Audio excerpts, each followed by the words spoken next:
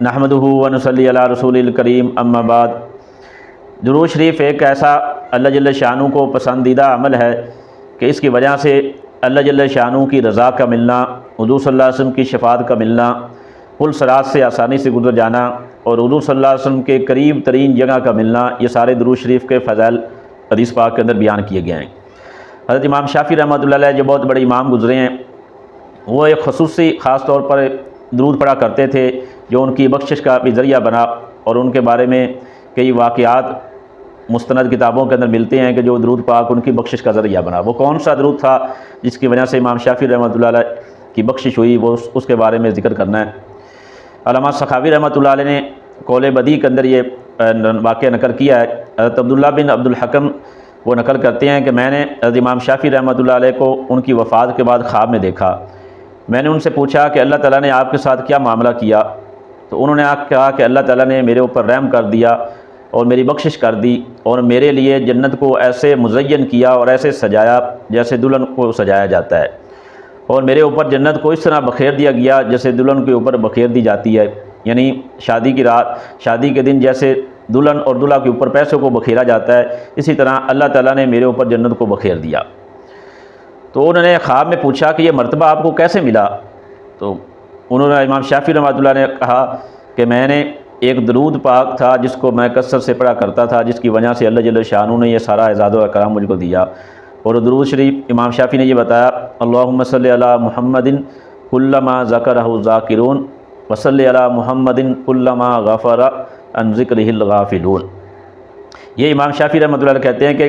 یہ درود شریف تھا جس کی وجہ سے اللہ جل شانہ نے یہ مجھ کو سارا اعزاز دیا۔ پھر امام شافعی رحمۃ اللہ نے یہ بھی بتایا کہ یہ درود شریف میں نے اپنے رسالہ کے اندر بھی لکھا ہے۔ یہ خواب دیکھنے والے کہتے ہیں کہ میں نے ان کے کتاب رسالہ، ان کتاب جو تھی اس کے اندر دیکھا تو اس کے اندر بھی یہی درود شریف کا لکھا ہوا تھا جو امام شافعی نے خواب میں مجھے بتایا تھا۔ دوسرا امام شافعی رحمۃ اللہ علیہ کے متعلق یہ نقل کیا، امام بہقی رحمۃ اللہ نے ذکر کیا ہے کہ امام ابو الحسن شافعی کہتے ہیں کہ میں نے خواب کے اندر اللہ کے نبی صلی اللہ علیہ وسلم کی زیارت کی۔ میں نے حضور صلی اللہ علیہ وسلم سے پوچھا کہ اللہ کے نبی صلی اللہ علیہ وسلم، آپ نے امام شافعی جو درود شریف پڑھا کرتے تھے، اللہم صلی علی محمد کلما ذکرہ الذاکرون وصلی علی محمد کلما غفر عن ذکرہ الغافلون، آپ کی طرف سے اس کا کیا بدلہ دیا گیا؟ تو اللہ کے نبی صلی اللہ علیہ وسلم نے ارشاد فرمایا کہ میری طرف سے یہ بدلہ دیا گیا کہ وہ حساب کے لیے کل قیامت کے دن نہیں روکے جائیں گے۔ یہ امام بہقی رحمۃ اللہ نے واقعہ ذکر کیا۔ ابن بنان اصبہانی رحمۃ اللہ علیہ کہتے ہیں کہ میں نے بھی حضور صلی اللہ علیہ وسلم کی خواب میں زیارت کی۔ میں نے پوچھا، اے اللہ کے نبی صلی اللہ علیہ وسلم، محمد بن ادریس یعنی امام شافعی کا یہ نام ہے، جو آپ کی چچا کی اولاد میں سے ہیں، آپ کے خاندان میں سے ہیں، اور یعنی امام شافعی رحمۃ اللہ کا نسب حضور صلی اللہ علیہ وسلم کے چچا ابن ہاشم کے ساتھ ملتا تھا، تو ان کے ساتھ آپ کا کیا، آپ کی طرف سے ان کا کیا اکرام کیا گیا؟ تو حضور صلی اللہ علیہ وسلم نے ارشاد فرمایا کہ میں نے اللہ تعالیٰ سے یہ دعا کی ہے کہ اللہ تعالیٰ قیامت کے دن ان سے حساب نہیں لیں گے۔ میں نے عرض کیا، اللہ کے نبی صلی اللہ علیہ وسلم، یہ اکرام ان کو کس عمل کی وجہ سے ملا؟ تو حضور صلی اللہ علیہ وسلم نے ارشاد فرمایا، میرے اوپر درود وہ ایسے الفاظ سے پڑھا کرتے تھے کہ ان سے پہلے کسی نے اس الفاظ کے ساتھ درود پاک نہیں پڑھا تھا۔ میں نے عرض کیا، اللہ کے نبی صلی اللہ علیہ وسلم وہ کیا الفاظ ہیں؟ تو حضور صلی اللہ علیہ وسلم نے ارشاد فرمایا، وہ پڑھا کرتے تھے، اللہم صلی علی محمد کلما ذکرہ الذاکرون وصلی علی محمد کلما غفر عن ذکرہ الغافلون۔ یعنی یہ ایک ہی درود شریف ہے جو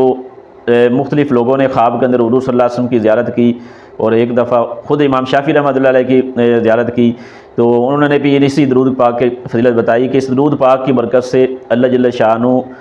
کی طرف سے ان کو بڑا نوازا گیا اور جنت کو ان کے لیے مزین کیا گیا، اور اللہ تعالیٰ نے، حضور صلی اللہ علیہ وسلم نے اللہ تعالیٰ سے ان کی سفارش یہ کی کہ ان کو حساب کتاب ان سے نہیں لیا جائے گا۔